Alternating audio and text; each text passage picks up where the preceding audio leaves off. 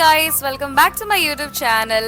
നമ്മുടെ Goa class trip part 1 video നിങ്ങളൊക്കെ കണ്ടിട്ടുണ്ടെന്ന് ഞാൻ വിചാരിക്കുന്നു. ഇത് നമ്മുടെ പാർട്ട് 2 വീഡിയോ ആണ് കേട്ടോ.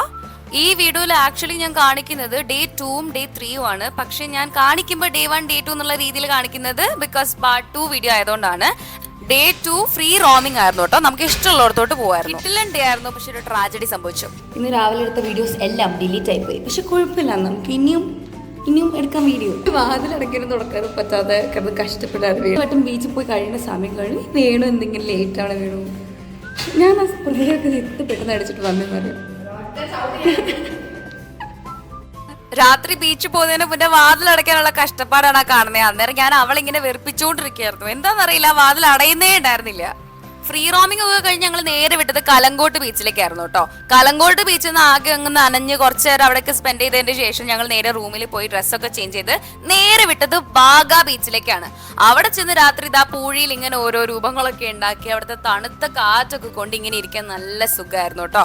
ഗോവയിൽ ഞങ്ങൾ ചെന്ന സമയം അത്ര നൈസ് അല്ലായിരുന്നു, നല്ല വെയിലായിരുന്നു. അതുകൊണ്ട് രാവിലെയൊക്കെ എവിടെയും പോകാൻ എനിക്ക് ഇഷ്ടമായിരുന്നില്ല. പക്ഷെ രാത്രി ഈ ഒരു സമയത്ത് ബീച്ചിലിരിക്കാൻ അടിപൊളിയായിരുന്നു ഗൈസ്. എന്റെ ഏറ്റവും ഫേവറേറ്റ് ടൈം ഇതായിരുന്നു. രാത്രി ഒരു 1 മണി വരെയെങ്കിലും ഞങ്ങൾ അവിടെ ഇരുന്നിട്ടുണ്ടാവും. ഞങ്ങൾ കുറച്ച് ഫ്രണ്ട്സും പിന്നെ ഞങ്ങളുടെ മാമും ഉണ്ടായിരുന്നു. ഞങ്ങൾ അവിടെ ചില്ല് ചെയ്യായിരുന്നു. അങ്ങനെ ബൈ ബൈ ഗോവ ബീച്ച്. ഇനി എന്ന് കാണില്ല, ഇന്ന് കാണുന്ന ഒരു ഐഡിയ ഇല്ല. പിന്നെ ഗോവ കാണാൻ പറ്റുമോ അറിയില്ല. നല്ല സങ്കടമുണ്ട്. മാം ഫുള്ള് നിരാശ കാണിക്കുന്ന മാതിരി വിദൂരതയിലേക്ക് നോക്കി തിരമാലകൾ എണ്ണുമായിരുന്നു. എനിക്ക് കഴിഞ്ഞില്ല അല്ലേ, ഞങ്ങൾ കൂടുതൽ സംഭവിച്ചില്ല. വീണ്ടും എന്നാലായിട്ടൊരു അവസരം കിട്ടട്ടെ. അതെ, അങ്ങനെ ബീച്ചിൽ കുറച്ചു നേരം കറങ്ങിയതിന് ശേഷം ഞങ്ങൾ നേരെ സ്ട്രീറ്റ്സിലോട്ട് കുഞ്ഞി ഷോപ്പിങ്ങിന് വേണ്ടി പോയി. അവിടെയാണെങ്കിലോ ഇവർ MRP കൂട്ടിയിട്ട് തട്ടിപ്പിലാണ് സാധനങ്ങൾ പലതും വിൽക്കുന്നത്. വില പേശാൻ നല്ല സ്കിൽ ഉണ്ടെങ്കിൽ നമുക്ക് മുതലാവും. And yes, here we are on a second day of Goa trip. രാവിലെ തന്നെ അന്ന എന്റെ മുടിയൊക്കെ ഒന്ന് സെറ്റ് ചെയ്യാൻ എന്നെ ഹെൽപ്പ് ചെയ്തു. അത് കഴിഞ്ഞ് ഞങ്ങൾ എല്ലാവരും ബ്രേക്ക്ഫാസ്റ്റ് കഴിക്കാൻ വേണ്ടി പോയി. എനിക്ക് ഭയങ്കര ഇഷ്ടമായിരുന്നു കേട്ടോ ഞങ്ങൾ നിന്ന സ്റ്റേയിലുള്ള ബ്രേക്ക്ഫാസ്റ്റ്. അങ്ങനെ ഞങ്ങളുടെ ലാസ്റ്റ് ഡേ ആണ് കേട്ടോ ഈ ഒരു സ്റ്റേയിൽ നിൽക്കുന്നത്. ഞങ്ങൾ ബാഗൊക്കെ പാക്ക് ചെയ്ത് ഇറങ്ങി. ഫുഡ് കഴിച്ചതിന് ശേഷം എല്ലാവരും ഇറങ്ങി. എന്നിട്ട് അടുത്ത സ്പോട്ട് എന്ന് പറയുന്നത് ചപ്പോര ഫോർട്ട് ആയിരുന്നു. എൻ്റെ അമ്മയെ നല്ലൊരു കയറ്റം നടന്നാണ് നമ്മൾ ഈ ചപ്പോര ഫോർട്ടിൽ എത്തുന്നത്. അവിടെ എത്തിയപ്പോൾ പിന്നെയും ഒരു ലോഡ് സ്റ്റെപ്പ് കയറാൻ കിടക്കുന്നു. അത് കണ്ടപ്പോൾ തന്നെ എൻ്റെ മൂഡ് മൊത്തം പോയി. ഈ നട്ടപൊരി വെയിലത്ത് എങ്ങനെയൊക്കെയോ നടന്ന് മുകളിലെത്തിയപ്പം എനിക്ക് ഒരു ഐഡിയ ഉണ്ടായിരുന്നില്ല ഈ പ്ലേസിനെ പറ്റി. ചെന്ന് നോക്കുമ്പോൾ ഒരു മരുഭൂമിയിലേക്ക്, എക്സാക്ട്ലി ഒരു മരുഭൂമിയിലേക്ക് കയറി ചെയ്ത ഫീലാണ് കേട്ടോ എനിക്ക് കിട്ടിയത്.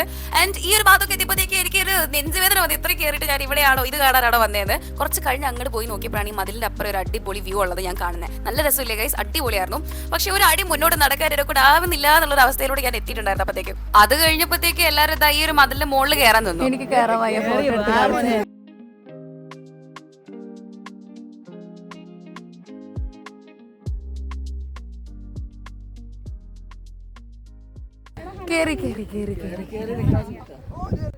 ഞാൻ ഗിഫ്റ്റ് ചെയ്തു.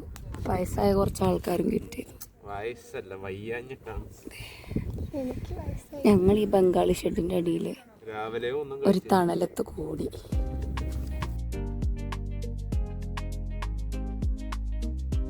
നേരത്തെ ഞാനൊരു മല കാണിച്ചില്ലേ, മലയല്ല ഒരു വ്യൂ പോയിന്റ് കാണിച്ചില്ലേ, ഒരു മതിലിന്റെ അപ്പുറത്തുള്ള ഒരു വ്യൂ പോയിന്റ്. എല്ലാവരും അവിടേക്ക് ഫോട്ടോ എടുക്കാൻ വേണ്ടിയിട്ട് പോയി, ഗ്രൂപ്പ് ഫോട്ടോ എടുക്കാൻ വേണ്ടി. എന്നെ കൊണ്ട് ഇനി ആ കുന്നും മലയും ചാടിക്കയറാനുള്ള ആരോഗ്യം ഇല്ലാത്തതുകൊണ്ട് ഞാൻ അവിടെ പോയില്ല. ഞങ്ങൾ തിരിച്ചിറങ്ങി.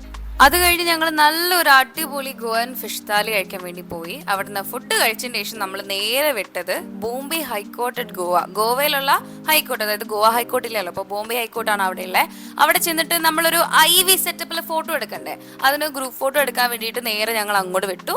അവിടെ നിന്ന് എല്ലാവരും നിന്നൊരു ഫോട്ടോ എടുത്തു. അപ്പോഴത്തേക്കൊക്കെ എൻ്റെ മൂഡ് ഫുള്ള് പോയി. ഞാൻ ഏകദേശം ചത്തിരിക്കായിരുന്നു ബസ്സിൽ.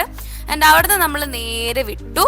അത് കഴിഞ്ഞ് നമ്മൾ വിട്ടത് ഒരു ചേർച്ച് കാണാൻ വേണ്ടിയിട്ടാണ്. ഈ ചേർച്ച് ഞാൻ കഴിഞ്ഞ ഫ്രീ റോമിംഗ് ഡേയുടെ അന്ന് തന്നെ പോയി കണ്ടിരുന്നു. അതുകൊണ്ട് എനിക്ക് വലിയ മൂഡൊന്നും ഉണ്ടായിരുന്നില്ല കാണാൻ വേണ്ടിയിട്ട്. അവിടെ നിന്ന് കുറേ ഫോട്ടോസ് ഒക്കെ എടുത്തു, കുറെ അങ്ങോട്ടും ഇങ്ങോട്ടൊക്കെ തിരിഞ്ഞ് നടന്നു. ഇവരൊക്കെ ഇങ്ങനെ വീഡിയോ എടുത്ത് നടക്കായിരുന്നു ഞാൻ.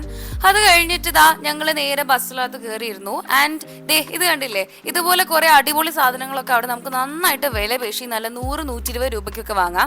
ഞാൻ ഇഷ്ടം പോലെ സാധനങ്ങൾ വാങ്ങിയിട്ടോ, വെറും 100-120 രൂപയ്ക്കൊക്കെ.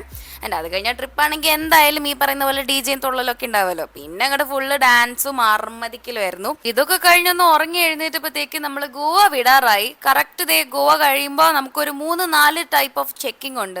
ഗോവയിൽ നല്ല വിലക്കുറവിൽ ലിക്കർ കിട്ടുന്ന അറിയാലോ. അപ്പൊ അതൊന്നും ആരും കൊണ്ടുപോകുന്നില്ല, നാട്ടിലോട്ടൊന്നും ആരും കടത്തുന്നില്ല എന്ന് ഉറപ്പ് വരുത്താൻ വേണ്ടിയിട്ട് 4 വട്ടം എങ്കിലും ചെക്കിങ് നടന്നിട്ടുണ്ടാവും. അത് കഴിഞ്ഞ് ഞങ്ങൾ ഇതാ നേരെ മംഗലാപുരത്തേക്ക് വിട്ട് അവിടുന്ന് ട്രെയിനും പിടിച്ച് ഞങ്ങളുടെ ലാസ്റ്റ് മൊമെന്റ്സ് ഓഫ് ഞങ്ങളുടെ ക്ലാസ് ട്രിപ്പ് അതിങ്ങനെ എൻജോയ് ചെയ്തിരിക്കുകയായിരുന്നു. ലാസ്റ്റ് ആയപ്പോഴത്തേക്കും ഒരുവിധം എല്ലാവരും ചത്തിരിക്കുകയാണ് സത്യം പറഞ്ഞാൽ. അങ്ങനെ എല്ലാവർക്കും ടാറ്റാ ബൈ ബൈയും കൊടുത്തുകൊണ്ട് ഞാൻ എൻ്റെ നാട്ടിലാണ് ഇറങ്ങിയത്.